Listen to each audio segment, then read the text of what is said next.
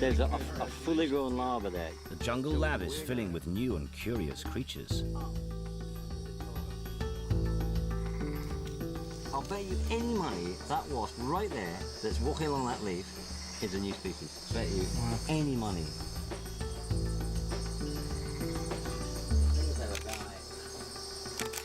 42 millimeters long. Alana Maltby is a bat expert from the Zoological Society of London. Oh, it's tiny. Yeah, he's really, What is it? really small and really cute. It's a bent-winged bat, Right. and I'll show you why. Most bats, they just have their fingers, and when they fold their wings, they just fold them straight up. Right. But this one folds them doubly Oh, right. because they're really long. But the thing is, I can't figure out which bent-winged bat it is. It doesn't quite match with any of the descriptions. Which means Which means it could be a new species. a new species of furry animal, a mammal. That's a new absolutely species brilliant. of mammal, which is quite rare to Which find is, a new yeah, species of it mammal. is very rare. A small creature, but a big discovery. No one expected this success so soon.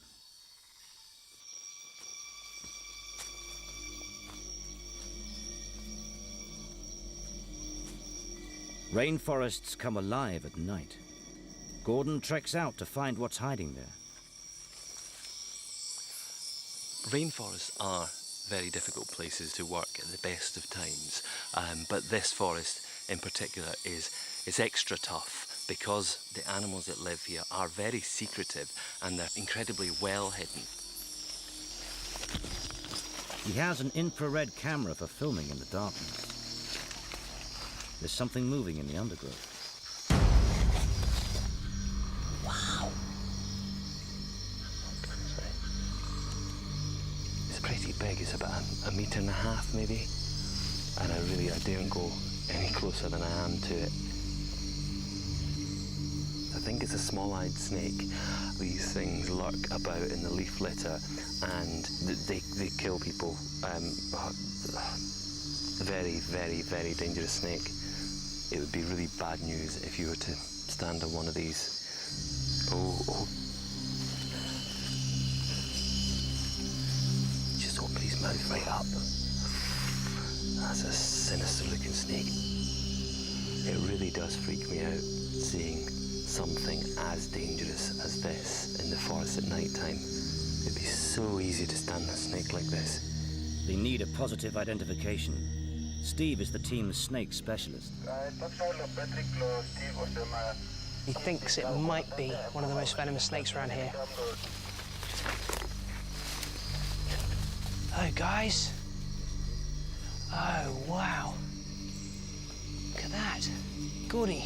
Is that a small red snake? It looks almost definitely like one. The only way you can really tell, though, is to get up close and look at the amount of scales around the eye.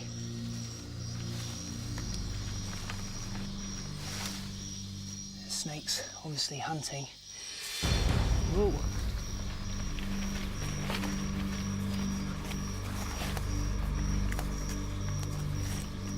Striking quite vigorously. Ooh. There's the head. I need to pin the head to get control of the snake. So, now that I've got it up close, you can see, although it does have that tiny, beady, black, recessed eye that you'd expect from the small-eyed snake, it also has a couple of extra scales between the eye and the nostril. It's a ground snake, not venomous but very aggressive and always ready to strike. So, Gordy, fantastic, mate. So it's not a small-eyed snake? It's not a small-eyed snake. And it'll eat rodents, frogs, lizards, Yeah. sort of... All the things eggs? you're trying to film. Yeah.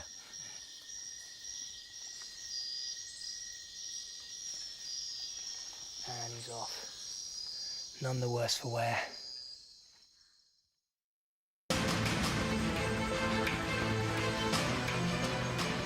This phase of the work is based in the foothills of Mount Bosavi. But there's a series of trips in this expedition. Steve's embarking on another quest. He's heading east to an island off the coast of New Guinea called New Britain. The forests here in New Britain and they're some of the most spectacular I've ever seen anywhere in the world. We're flying through a very deep, steep-sided gorge with a whitewater river flowing right down through the middle of it. He's on his way to join a world-class team of adventure cavers. These limestone hills are hollow. Under here is a honeycomb of caves which may stretch for miles, and their job is to explore them. There's just one problem. This is the only way into the caves. The Whitewater River thunders from the entrance, and it's halfway up a jungle cliff. Oh my life, look at this! This must be it, this must be the Guinea cave. That's where we're going. The local village have turned out to meet Steve. Hello? Hello? Hello? Hello? Hey. This is the village of Ora, which is as close as we can get in the helicopter to the caves. So I guess we're going to try and rouse some support here, try and get a few people to help us carry all our stuff in, because we've got an awful lot of it. We'd like to meet the headman and get his permission to be wandering around on what essentially is their land. Every piece of forest in New Guinea belongs to a local tribe. Steve can't go anywhere without the consent of the chief. Hey. Hello, hello. Have you ever been to the cave, Magani Cave? And what do you think is inside the cave?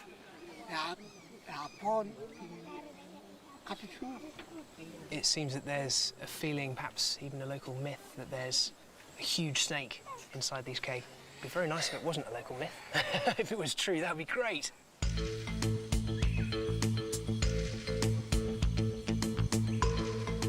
One week in, everyone at base camp has settled into a routine. But there's nothing regular about the animals coming in. It's a blue-tongued skink. He's beautiful.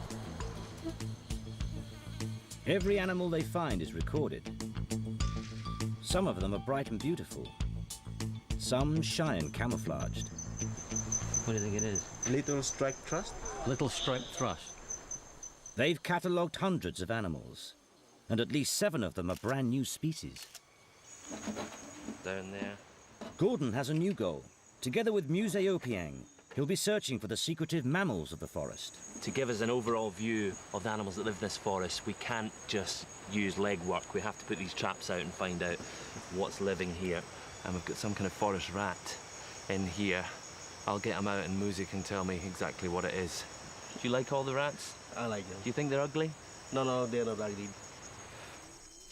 Musée knows where to set the traps, and Gordon uses his tracking skills to search for signs. It's got a kind of musky smell around here. Some big holes down there. Just gotta check it out. You're not only using your eyes and your ears to find animals, and quite often some animals give themselves away by their smell. There's definitely something around here or something that's been here. Have a look at this. Ooh. Spooky. It's almost a cave. There's a bit of a jump down. Look, you might want to hand me the camera. Got it.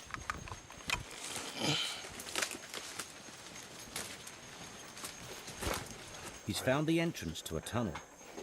Yeah, because in a long way, actually here, there's animal tracks. And see this muddy area? It's all smoothed down. You look around other areas, it doesn't have any of this surface mud, but it's just been smoothed over.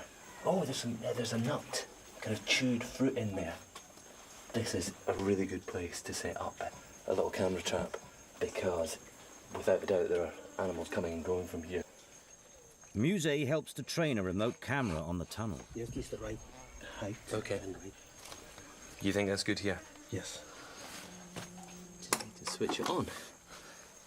Okay, arming in 10 seconds. Okay, I think we should just get out. It's running.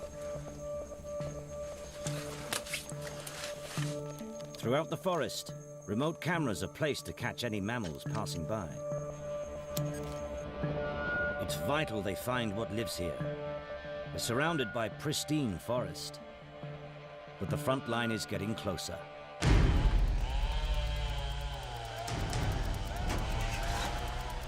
Just 20 miles south, the loggers have moved in. Every day, more trees disappear. George is pulling together all the evidence from the scientists. This report will be sent to government officials here in the hope that it'll add into a plan for conserving the wildlife here. This is a critical issue now. This whole area in the foothills of Bosavi is a very special forest. The evidence is beginning to confirm that these forests are unique. And not only above the ground. To the east, the preparations for the underground exploration are well underway. Steve sets out on his trek to the cave entrance, with little help from the villagers. They're heading to meet the team at their camp above the waterfall. The rest of the cavers have been there for a couple of days preparing the gear. They've brought state-of-the-art equipment to map the river that flows through these caves. There'll be an awful lot more cave out there to Yeah, exactly. It just gives you an idea of what we're actually up against. As the only naturalist on the team, Steve's job is to search for any animals in the caves. We've got a remarkably strong team here. We have 3 members of the original expedition that came here just a couple of years ago. What's clear is that this is a gigantic cave system. This is a cave that goes on for a lot further than they managed to explore. And that's our real aim, is to push on into areas where they thought there might be the chance of something special and try and find what's there. It's supposed to be the dry season. Heavy rains will flood the caves. This is all bad at the moment. The whole reason we planned to do this trip now was because the rains aren't due for at least another month. And if this carries on, it's going to be more than discomfort. There'll be no way we'll get down the caves, and if we do, it'll be very dangerous. But at the moment, the worst thing we have to worry about is mud, and just the fact that all the kit is going to die. Back at base camp, an injured bat's been brought in. Alana's nursing it back to health. This is a common blossom bat, and it eats nectar with a very long tongue. And because it eats sugar, it needs sugar every 24 hours. Will you do the honours? Yeah, absolutely. I'll just make sure. I think if we can get a good meal into her now and release her before it gets too warm, then she'll be fine. This bat is specially adapted to feeding on flowers. The whole thing? This fantastic tongue Look at that. is rolled up inside its mouth, and then it sticks it out down between the petals of a flower so that it can get to the nectar. Which is Inside. exactly what it's doing here. It's going straight down the syringe tip. Yeah. Look. We had enough. It's just gone from being nearly unconscious to really perky. That is really nice. Oh, there we go, some strength back. We should release it as soon as possible, and then it won't be too hot for it to fly back to its day roost.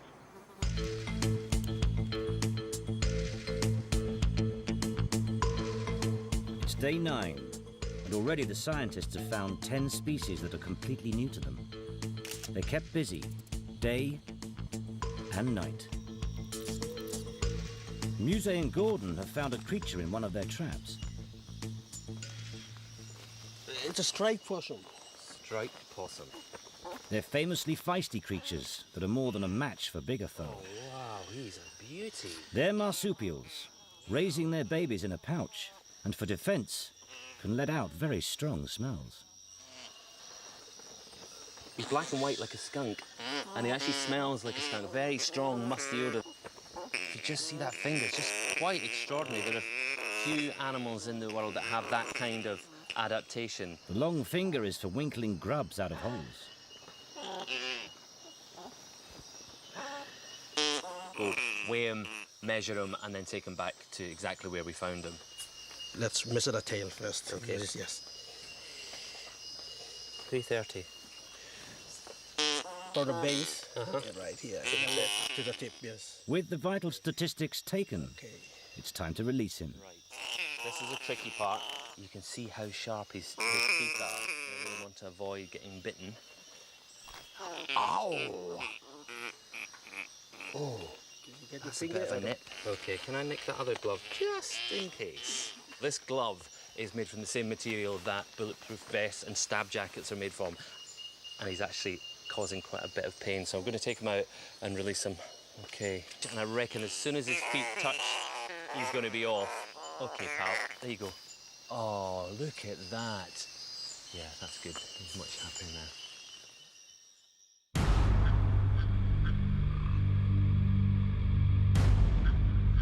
700 miles to the east, Steve and the team are abseiling down to the mouth of the cave.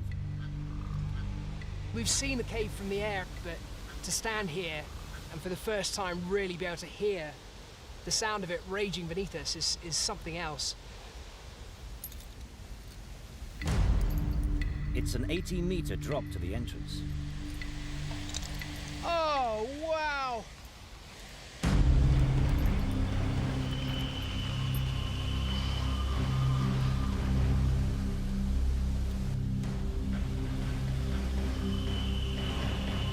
It's not a very usual view, hanging above a waterfall, and below it there's just this majestic drop down to the pool beneath. Not liking where these ropes are bringing me down though. Gonna be right in the waterfall. Whoa.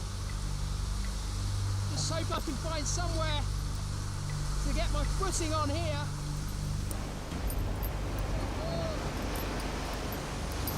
Just do not want to slip now.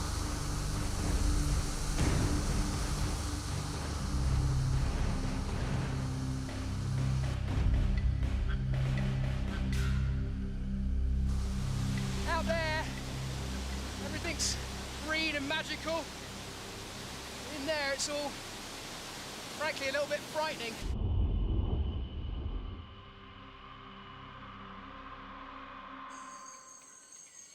In the lab, George has been distracted from his job of writing the report. Somebody brought me back these in a little bag. I'm not sure what they are. Oh, wow, look! Longhorn beetles. And they're mating. Oh my God. That's the male and the female. Alana, have you seen these? I found them for you, George. You found them? Oh, thank you very much. They're absolutely gorgeous. Actually, I should be slightly anxious about this because they have got very, very sharp jaws. And if it happens to sink it into my earlobe, you will hear, ooh, the squeaking. Ooh, the squeaking. This being the land of squeaking beetles.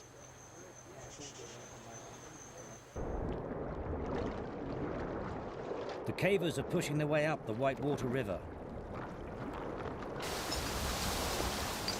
The current is strong. We can't afford to put a foot wrong.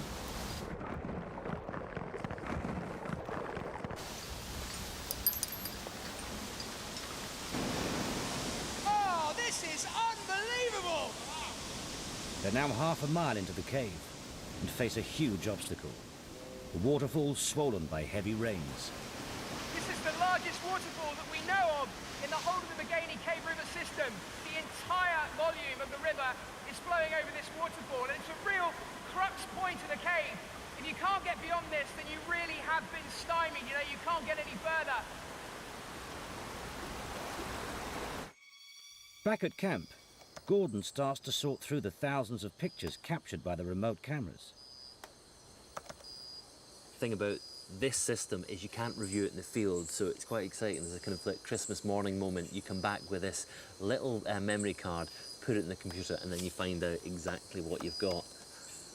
Sometimes it's a pair of socks, and sometimes it's a Skeletrix. Hang on.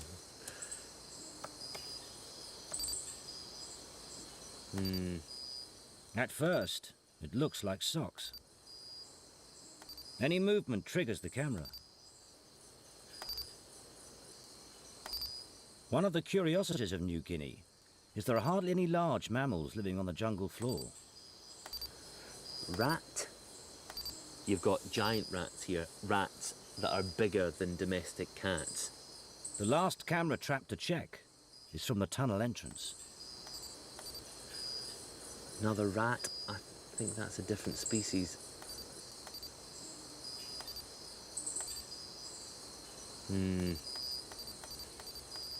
Then, something very special. One of the most secretive creatures in New Guinea. Look, that is a cuscus.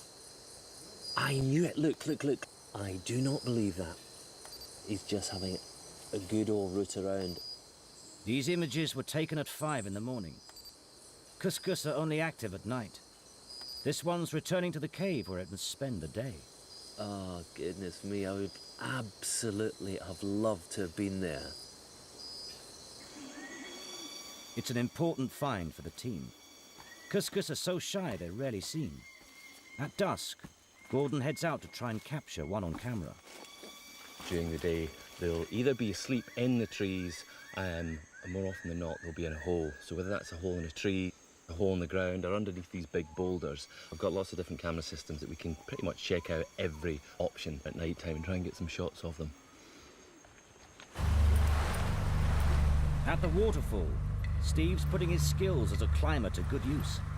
He's leading the way up. An old rope has been left by the previous expedition. Feels pretty dead. But it's been battered by the waterfall for the last 2 years, so I can't really afford to risk my life on it. The camera is attached to Steve's helmet. All I can see is spray.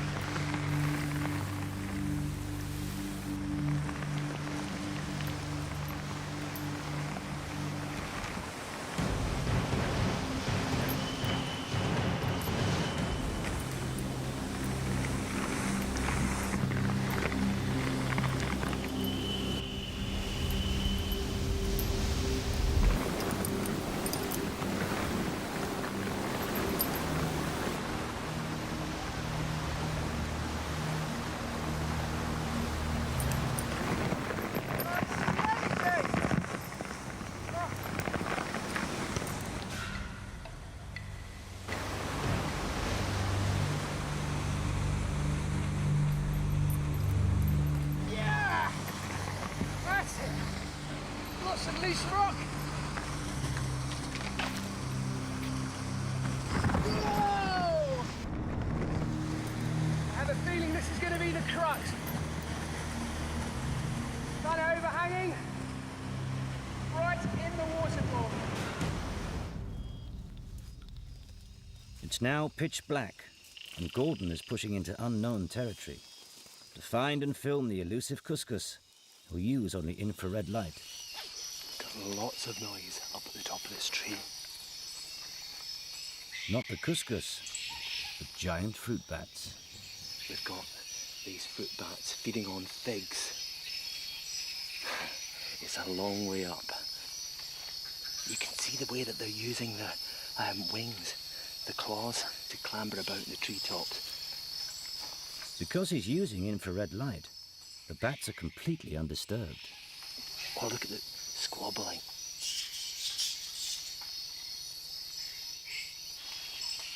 Oh, fight. There's two fighting there. It's amazing that there's actually fisticuffs up there. You'd think there'd be enough to go around, but evidently not. Everyone's just defending their little patch of figs. Oh, look, he's just testing with his mouth to see how ripe that is. But what these bats have that I haven't seen on other fruit bats is this enormous thumb, this big hook. And they're using those hooks to clamber about in the treetops. Incredibly agile. These are key animals in the ecology of the rainforest, feeding on fruit and dispersing the seeds up to 30 miles away. It does mean filming them has its downsides. I was thinking that a fig on the head was the worst thing that we could get, but I think probably bat pee is a bit worse. Oh, pig! Seems that figs have the same effect on fruit bats as they do in humans.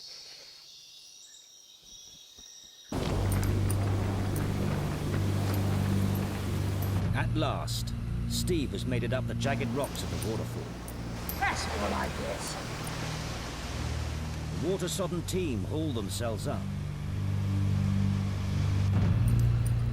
At the top of the falls, they start the painstaking work of mapping the underground river.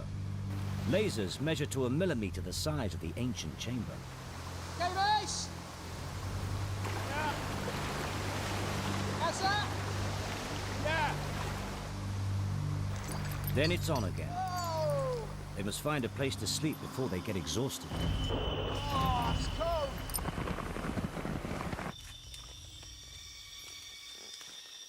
It's now very late, and Gordon's pushing deeper into the jungle on the track of the cuscus. There's something in the trees. I just got some eye shine directly above me. I think it's round about here. Hang on. Power on. Oh, there you go, right in the middle there. At last, Gordon's found his animal. You little beauty. It's a cuscus. And there he is, just happily sitting on the branches a long, long way up. The size of a domestic cat, cuscus are nocturnal, moving high in the canopy with their babies secure in their pouches. And you get ground cuscus and its hands are less well developed for climbing. But this one is very, very comfortable in the trees. It's such an unusual animal. It doesn't really bear any resemblance to any animals that we would commonly know. You can see he's got this big long tail. It not only helps him balance as he moves through the trees, but it's a prehensile tail. He can use that as an extra limb, and you can just make out that the end of his tail is naked, so he can wrap that tail around branches and use it as a fifth arm. They're quite a bit like teddy bears with a big long tail. They're quite beautiful. They're really nice animals. The first small glimpse of the cuscus, but a great success for Gordon. Oh, there he goes. Then it's off, disappearing into the forest. All right, Steve. The cavers are now 2 miles into the mountain, under 100 million tons of rock. It's like being inside the home of some massive alien. The walls all dripping with slime. And they're not alone.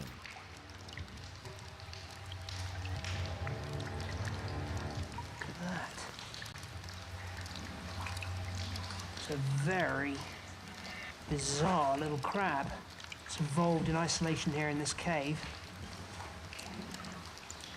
And these are the kind of creatures that turn out to be absolutely new to science. The eyes have faded away to almost nothing. They're of no use whatsoever in a place like this.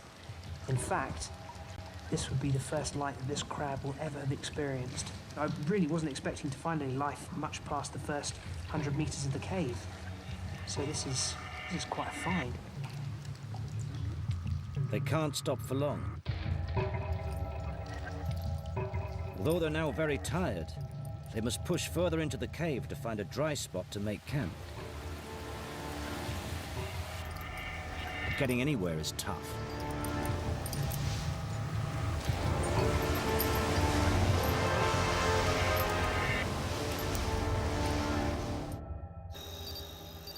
In the calm of the jungle lab, George tallies up the remarkable discoveries they've made.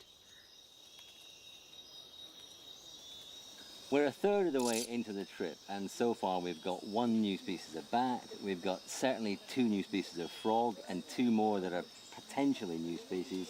We've got 3 species of fish new, insects and spiders, 5 to 8, possibly 10, a lot more to come. The list expands quicker than he expects. Hey Alan, what are you doing? Alan's come across something just a stone's throw from the lab. Well, I just caught a very pretty gecko. Oh, that's gorgeous. Is that the first one you got of those here? Now, I gotta ask you this. Have you seen that before here? We have not. Have you seen it anywhere? No, I'm almost certain this is a new species. And not only that, Yeah. but it's a girl. How do you know? Well, you can see the eggs. That's the eggs. Yeah, you can see them right through the body. Transparent. Yeah. That is absolutely gorgeous. Oh my goodness, that's amazing. Not sure Feels what the- absolutely lovely, doesn't it? It's like velvet. The tail is quite strikingly banded, and you can see how well they blend in. Alan's gecko was the icing on the cake for the team. It is. 2 weeks in, and the expeditions exceeded all expectations.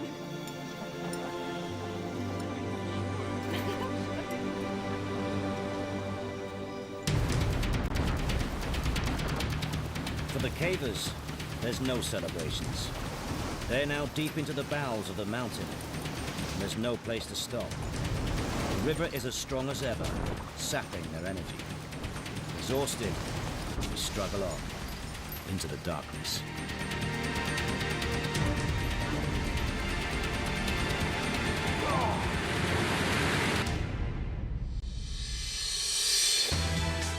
Later in the expedition, the team enlists the help of a local tribe in the search for exotic birds of paradise. Oh, Jesus, build up, there's build up. Wow. They witness an exploding volcano. Enter the lost world of the jungle crater. And Steve discovers a new flooded cave in the depths of the underworld. And we're back in the lost land of the volcano next Tuesday evening. Next tonight, comedy as a Burns recital gets competitive in No Holds Barred.